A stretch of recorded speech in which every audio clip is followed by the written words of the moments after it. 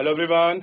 आप सब कैसे हैं? मैं उम्मीद करता हूं कि बहुत अच्छे होंगे और अपनी पढ़ाई को बहुत अच्छे से कर रहे होंगे। मैं आईसीटी वर्चुअल क्लासरूम में आपका बहुत बहुत स्वागत करता हूं मेरे प्यारे बच्चों। जैसा आपको पता है मेरे प्यारे बच्चों, बेसिकली हमारी आपका 12th क्लास है और हम लोग इसमें देख रहे हैं ज्योग्राफी। चैप्टर नंबर 9 हमारा चल रहा है और इस चैप्टर नंबर 9 में हम लोग जो है आपका भौगोलिक परिवेक्ष में चयनित कुछ मुद्दों की बात कर रहे थे।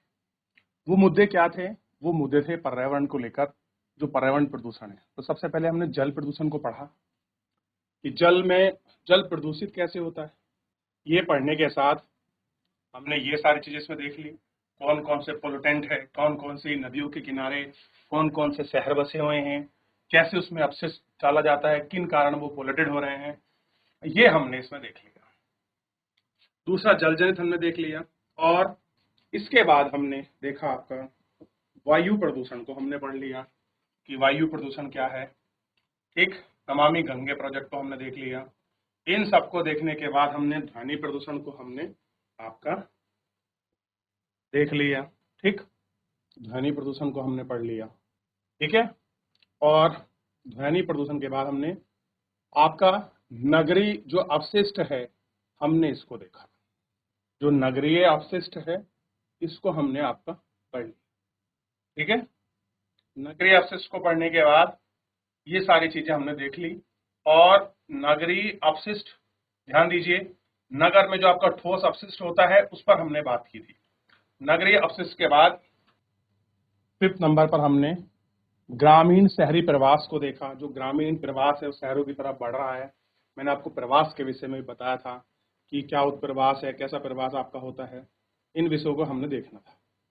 अब देखिए, तो कल हम आपका केस स्टडी पढ़ रहे थे और इसी केस स्टडी में हम लोग आपका देख रमेश एक कॉन्ट्रैक्टर, ठीक, ये हमने देखा। तो एक बार पूरे चैप्टर को आप रिवीजन कर लीजिए, पढ़ लीजिए। कुछ भी क्वेश्चन हो, क्वेरी हो, कहीं भी कोई चीज समझ नहीं आई हो, मेरे प्यारे बच्चों, लाइव जुड़कर चैट के माध्यम से आप मुझसे पूछ सकते। देख लिया आपने? आगे बढ़ जाएं, बात करें। चलिए, अब मैं कल आपको बता रहा था कि हमको एशिया की सबसे बड़ी स्लम देखना है और आपको पता होना चाहिए धारावी, नाम सुना है? धारावी एशिया की विशालतम आपका गंदी बस्ती। ठीक, बसें सिर्फ बस्ती की आपका परिधि से गुजरती हैं। बसें सिर्फ क्या करती हैं? उसकी परिधि, परिधि का मतलब होता है उसकी रेडियस। मान लीजिए ये स्लम एरिया है, इसके पास से गुजरती हैं, अपवास रूप के अंदर नहीं जाते हैं। धारावी केंद्रीय मुंबई का हिस्सा है, यानी कि सेंट्रल पॉइंट है। ध्यान दीजिए, मेन क्या है? सेंट्रल पॉइंट है जहां तिपहिया वाहनों का प्रवेश निषेध है, यानी कि यहाँ आपका ऑटो वगैरह आपका नहीं जा सकता। इस गंदी बस्ती से केवल एक प्रमुख सड़क गुजरती है जो नाइट फुट रोड के गलत नाम से जानी जाती है। कैसे? नाइट फुट रोड के नाम से जानी जाती है, जो अपनी चौड़ाई में घटकर आधे से कम हो गई है। कुछ एक गलतियां एवं पगडंडी इतनी सक्रिय हैं कि वहां से साइकिल का गुजरना मुश्किल है। यानी कि आप स्लम में जाओगे तो कुछ गली और ऐसी पगडंडी सी दिखाई देगी, यानी कि साइकिल नहीं निकल सकती, खाली एक सीधा आदमी निकल सकता है। तो ऐसी स्लम है। आपका समूची बस्ती अस्थायी निर्माण भवन है। जितना भी बना है सब आपका टेम्परेरी बना हुआ है। जो 2 से 3 मंजिल ऊंचे हैं उनमें जंग लगी लोहे की सीढ़ी के ऊपर है, जो एक कमरे के किराए का फ्लोर का पूरा है। वहां कमरे 10 से 12 लोग रहते हैं। इस प्रकार विक्टोरिया लंदन के पूर्व में औद्योगिक इकाई में अणुतरणिक जैसे संक्रमण है। जिस तरह जो आपका विक्टोरिया प्रांत है लंदन का, वहां जो औद्योगिक लोग में रहते हैं ना जिस तरीके से, सेम उसी प्रकार से ये आपको स्लम दिखाई देगा। अब देखिए, अब मुझे बताइए, ये रास्ता देख रहे हैं इतना बड़ा, यहाँ बिल्कुल छोटा सा, यहाँ ही छोटा सा, इस तरीके से ये आपको रास्ते इसमें दिखाई देंगे। बहुत बारीक बारीक छोटे छोटे से आपको रास्ते मिलेंगे आपके टीवी स्क्रीन पर। यहाँ आपको स्लम अच्छे से दिखाई देगा और ये थोड़ी सी छोटी रोड है शायद इसमें, इसलिए आपको पब्लिक भी दिखाई देगी। देख रहे हो? ये ऐसा बॉम्बे का स्लम है, और सबसे बड़ा स्लम अगर कहीं मिलेगा तो बॉम्बे में आपको देखने के लिए मिलेगा। जो मजदूर, जिनको हम आम भाषा में झुग्गी झोपड़ी रहते हैं, जो लोग पन्नी तानकर या फिर किसी तरीके से अस्थायी निवास बनाकर किसी भी गंदे क्षेत्र में रहते हैं, उसको स्लम कहते हैं। तो ये स्लम एरिया है। देखिए स्लम एरिया को आप देख लिया। स्लम से आगे बढ़ते हैं। लेकिन धारावी बहुत ही निराशाजनक रहस्यों का पालक है। देखिए इस जगह का नाम धारावी है, इसलिए हम इसको धारावी स्लम कहते हैं। बॉम्बे में एक जगह है धारावी। क्लियर है। अपेक्षाकृत धनगाड़े मुंबई का निर्माण में भूमिका है। जो बड़े बड़े रईस हैं उसकी इस निर्माण में भूमिका है। छाया रहित स्थान, वृक्ष रहित सूर्य की रोशनी, असंगठित कचरा, गंदे पानी, गड्ढे, जहां केवल अमानवीय प्राणी जैसे काले कौवा, लंबी चोंच वाले चूहे, कुछ समृद्ध सुंदरता भारत के मूल्यवान उपयोगी सामान बनाए हैं। धारावी से मृतिका यानी कि सिल्क, मिट्टी के बर्तन, करीदाकारी, जरीन का काम, परस्कृत चमड़े, आपके फैशन वस्त्र, तिरवा धातु, रैम मेटल, आभूषण सेट, और आपका लकड़ी जैसी पिचकारी तथा फर्नीचर आदि भारत के दुनिया भर के धनगाने घरों तक जाता है। यानी कि आप देखोगे यहाँ कौवे रहते हैं, चूहे रहते हैं, लेकिन लोग यहाँ बनाते बहुत कुछ है। क्लियर है। यहाँ कुछ चमड़े का काम होता है, फैशन की चीजें होती हैं, बहुत सारी धातु की चीजें बनती हैं, वही सब आपका दाएं बाएं इधर इसमें आपको मिल जाएंगे। धारावी सागर का एक हिस्सा है जो कि व्यापक रूप से कचरे से भरी गई जगहों पर है, जिसे कचरे मुख्यतः यह है रहने वाले लोगों द्वारा उत्पादित किया जाता है, जो अधिकतर सूची जाति गरीब मुसलमान के हैं। यह नालीदार चद्दरों से 20 मीटर ऊंचाई जगह भवन इधर समृद्ध है, जिससे खाल व चमड़े शोधन के कार्य होते हैं। यह खुशी का हिस्सा है कि सभी जगह कूड़ा कचरा आपका छितरा रहा होता है। ये आपको देखना। ठीक, तो ये था आपकी धारावी। और बंबई की धारावी, महाराष्ट्र की धारावी, एशिया का सबसे बड़ा स्लम एरिया। ऐसा है एशिया का सबसे विशालतम गंदी बस्ती। गंदी बस्ती को हम क्या बोलते हैं? स्लम बोलते हैं। तो अगर नाम पूछ लिया जाए तो धारावी। धारावी कहाँ है? मुंबई, महाराष्ट्र राज्य में। शहर है मुंबई, राज्य है महाराष्ट्र। आपको क्लियर होना चाहिए। क्लियर है मेरे प्यारे बच्चों? चलिए टिप्पणी की बात करते हैं कि टिप्पणी है, विकासशील देशों में रमेश गरीब, अर्धशिक्षित एवं अकुशल श्रमिक ग्रामीण क्षेत्र में प्राय शहरी क्षेत्र के असंगठित अनौपचारिक क्षेत्र के छोटे मोटे धंधे परिवार पालन पोषण करने का प्रयास रखते हैं। चूंकि गंतव्य स्थान पर मजदूरी काफी कम होती है, इसलिए पत्नियों को गांव में बच्चों और बड़ों की देखभाल करने के लिए छोड़ दिया जाता है। इसी कारण ग्रामीण नगरीय पुरुषों का प्रभुत्व है। गंदी बस्तियों की समस्या क्या है, ये हमको देखना है।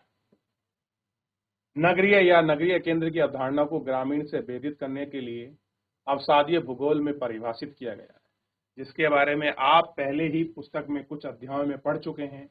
मानव भूगोल के सिद्धांत नामक पुस्तक में गढ़ चुके हैं।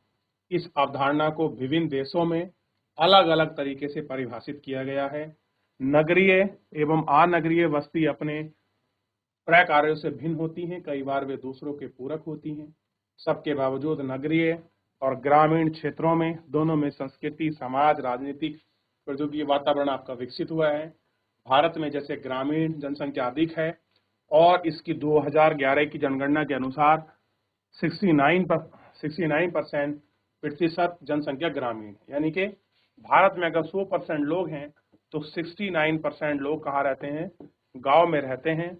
और आप देखेंगे 31% लोग कहाँ रहते हैं? आपका शहरों में रहते हैं।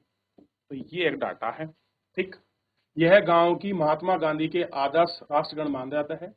वह अधिकतर ग्रामीण क्षेत्रों में भी गरीब है और प्राथमिक क्रियाकलापों में संलग्न है। यह अधिकतर ग्रामीण प्रभुत्व नगरीय कोड के पार्टिसिपेंट की रचना करते हैं और परिभ्रष्ट के रूप को विद्यमान है। ऐसा लगता है कि नगरीय ग्रामीण केंद्र में विपरीत अभेदनीय एक रूप में इकाई, जिसके विपरीत भारत में नगरीय केंद्रीय सामाजिक, आर्थिक, राजनीतिक, सांस्कृतिक एवं विकास के अन्य केंद्रक में अपेक्षाकृत अधिक आपका विविधपूर्ण है। भारत में भी ऊपर फार्म हाउस तथा उच्च आय वर्ग की बस्तियां हैं, जिसमें चौड़ी सड़कें, स्ट्रीट लाइट, जल, स्वच्छ सुविधा, पार्कों, उपवनों, सुविकसित हरी पट्टियों, खेलों के मैदानों, वय सुरक्षा प्रावधानों और अधिकतर सुविकसित नगरीय अवसंरचना है। दूसरे छोर पर बसी झुग्गी, गंदी बस्ती, झोपड़पट्टी, पटरियों के किनारे बसे खड़े ढांचे, इन गांवों के लोग जिन्हें ग्रामीण क्षेत्र में नगरीय आजीविका की खोज के होने का विश्वास खड़ा होता है, वे किनारे पर जमीन में महंगी कीमतों के कारण अच्छे आवास नहीं रह पाते। वे लोग पर्यावरण की दृष्टि से बेमिसाल निम्नलिखित क्षेत्र के कब्जे हो रहे हैं। गंदी बस्तियां, न्यूनतम वांछित आवासीय क्षेत्र जहां जीवन सरल मकान, स्वास्थ्य निम्न सुविधाएं, खुली हवा का अभाव, पेयजल, प्रकाश, शौच सुविधा, आधारभूत आवश्यकताएं चीजों का अभाव पाया जाता है, खुले में शौच, अनियमित जल निकासी, भीड़ समस्याएं, सड़क मानसिक समस्याएं आपकी बनी हुई है। तो कौन कौन सी समस्या है ये आपको दिखाई देंगे। और स्वच्छ भारत मिशन में नवीनीकरण एक हिस्सा है, यानी कि सभी चीजों को नई से उनको नया करना। भारत सरकार ने शहरी ग्रामीण बस्तियों को जीवन की गुणवत्ता में सुधार लाने के लिए इसको आपका शुरू भी किया है, तो इसको आप अच्छे से देख सकते हैं। ठीक, देख लीजिए। तो एक बार आप देखें गंदी बस्तियों की समस्या क्या है, थोड़ा सा आप पढ़ लीजिए कि क्या कुछ इनकी समस्या है, क्या कुछ इनके कारण है। ठीक, जल्दी देखिए एक बार, कोई डाउट बनेगा मुझसे पूछिए मेरे प्यारे बच्चों। चले, तो बहुत सारी समस्याएं होती हैं इन बस्तियों में। सबसे बड़ी स्वच्छता का होता है, मैंने बताया, चौड़ी सड़कें, लाइट नहीं होती है, सामाजिक आर्थिक संस्कृति का बड़ा है, इसमें केंद्र तो भले ही है लेकिन कहीं उपेक्षा की जाती, झुग्गी रहती हैं, गंदी होती हैं, झोपड़पस्तियां हैं, लोगों के स्वास्थ्य संबंधित चीजें होती हैं और बहुत सारी अलग अलग चीजें यहाँ पर आपको देखने के लिए मिलती है। आप कह रहे हैं कि इसके अतिरिक्त गंदी बस्तियों में अधिकांश जनसंख्या नगरीय अर्थव्यवस्था में संगठित क्षेत्रों में कम वेतन, अधिक जोखिम भरा कार्य करते हैं। सबसे बड़ी बात क्या है कि यहाँ के जो लोग हैं, जो आपके मलिन बस्तियों में रहते हैं, जो गंदी बस्तियों में जो लोग आपका रहते हैं, उनमें से अधिकांश जितनी भी आपकी पॉपुलेशन है वो कहाँ काम करती है, अनऑर्गेनाइज्ड जो आपके सेक्टर हैं उनमें वो आपका काम करती है और नगरीय अर्थव्यवस्था में है।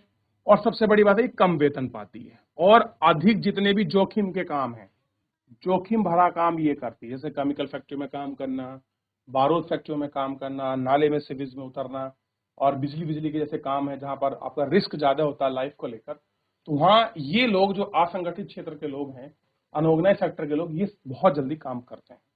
परिवार स्वरूप ये लोग अल्प पोषित होते हैं, इन्हें विभिन्न रोग और बीमारियों की संभावना बनी रहती है। ये लोग अपने बच्चों के लिए उचित शिक्षा का खर्चा वहन नहीं कर सकते। गरीब उन्हें नशीली दवा, शराब, अपराध, गुंडागर्दी, पलायन, उदासीनता, सामाजिक बहिष्कार, प्रति का उन्मुख रहती है। ये सारी चीजें इनको फेस करनी पड़ती है। और आपने देखा होगा जहां पर एजुकेशन की दिक्कत होती है वहां बहुत सारे क्राइम ऑफेंस ऑटोमेटिक जन्म लेते हैं, क्योंकि लोगों को सही गलत का अंतर एजुकेशन के माध्यम से, सोशल रिस्पॉन्सिबिलिटी के माध्यम से ही लोगों में जागृत होता है। और जब कोई ऐसी चीजें होती हैं तब बड़ी समस्या आपका क्रिएट हो जाती है। गंदी बस्तियों के निवासी के बच्चे शिक्षा से वंचित क्यों रह जाते हैं? आप कह रहे हैं जो गंदी बस्ती के बच्चे हैं, निवासी हैं, उनके बच्चे एजुकेशन से क्यों वंचित रह जाते हैं? आप इसको 100 शब्दों में लिखिए। आप 100 शब्दों में आप इसको लिख दो, ठीक है?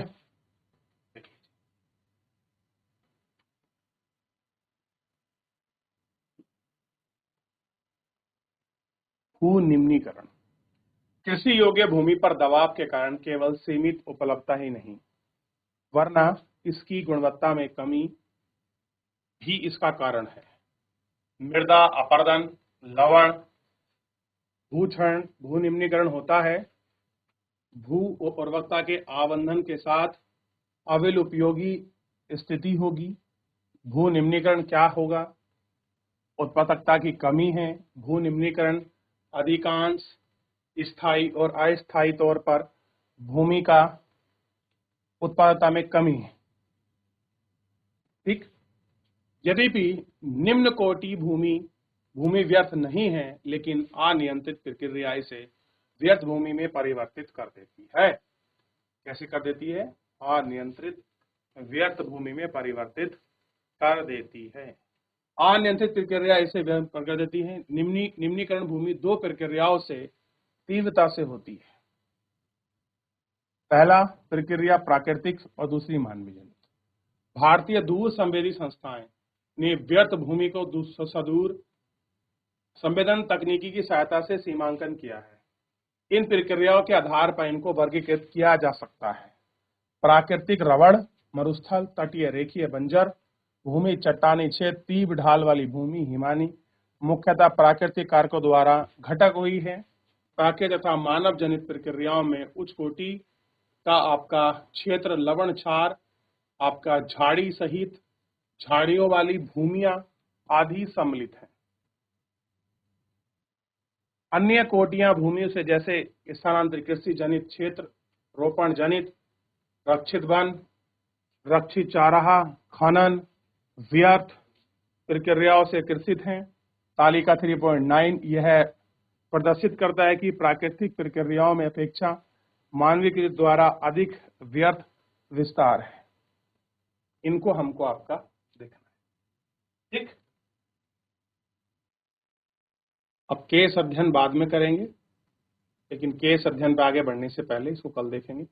एक बार निम्नीकरण लैंड डिग्रेडेशन का क्या मामला है, कृषि योग्य भूमि पर क्या उसका फर्क पड़ता है, प्रभाव क्या है, कैसे प्रभावित है, इसको देखिए फिर आगे। चलिए देख लिया। चलिए पीछे किसी का कोई डाउट हो चैप्टर में? चलिए यहां तक डाउट बच्चों? चलिए लास्ट के पॉइंट पर हम लोग बढ़ चलते हैं। इतना हमने सारा इसमें देख लिया। केस स्टडी करनी है, झाबुआ जिला मध्य प्रदेश। तो एक बार आप केस स्टडी को घर से पढ़िए कि झाबुआ डिस्ट्रिक्ट मध्य प्रदेश कौन सी जनजातियों का क्षेत्र है, यह आपको बताना है। फिर आगे बढ़ेंगे, तभी कुछ और आप अच्छे से पढ़ पाओगे। फिलहाल आज के लिए इतना ही, मिलते हैं नेक्स्ट लेक्चर में। धन्यवाद।